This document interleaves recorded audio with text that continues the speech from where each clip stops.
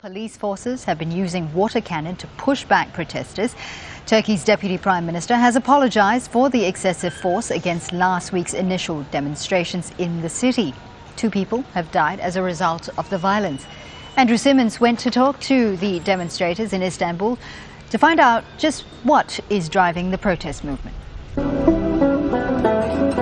A shopping mall, a grand city plan like so many worldwide. But this is Istanbul. Resistance to it began 8 months before this animation was made. Now the urban transformation has a different meaning. It started here in Gezi Park, where the mall is to be built. Some of the trees are to stay, but protesters staged a sit-in along the lines of Occupy Wall Street when the work started. Day after day, police kept attacking to the people who are here watching the park against the working machines. Urban planner Akif Burak Atla was here last Friday when riot police moved in forcefully. People here not armed, they were like passive resistance. Everybody's sleepy, tired, and they came without warning. They came strong with the heavily tear gas attack. The government has since conceded the force used last Friday was excessive.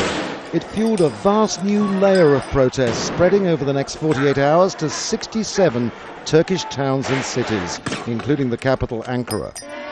As this went on, peaceful protest in the park and Taksim Square, by late Saturday a no-go zone for police, was continuing, and the original Taksim Solidarity campaign had support from nearly 80 groups. It's a short walk from Gezi Park into Taksim Square.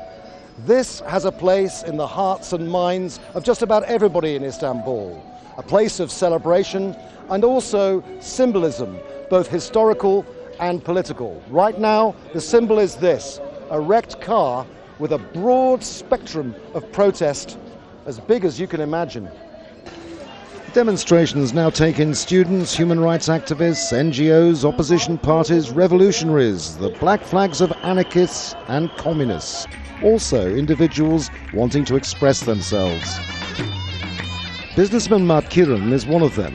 He joined the protest late and he blames Prime Minister Erdogan for the escalation of the crisis. At work in his textile office, he says Erdogan's speech on Sunday, in which he said 50% of the country was supporting him and needed to be restrained, was wrong. Okay, you have 50%, but Turkey has another 50%. This is not just 50%. We don't want polarization. We want to live all together and peaceful.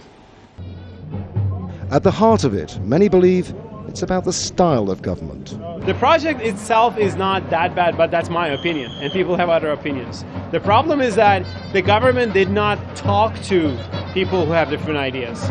If they had went there, if they listened, if they revised it a little bit here and there, this would not be a crisis. So it's more about the style of doing things rather than things themselves. Erdogan's government now is hoping to calm things down by talking with those who oppose the urban regeneration plan. But whether that will end the mass protests is a bigger challenge. Andrew Simmons, Al Jazeera, Istanbul.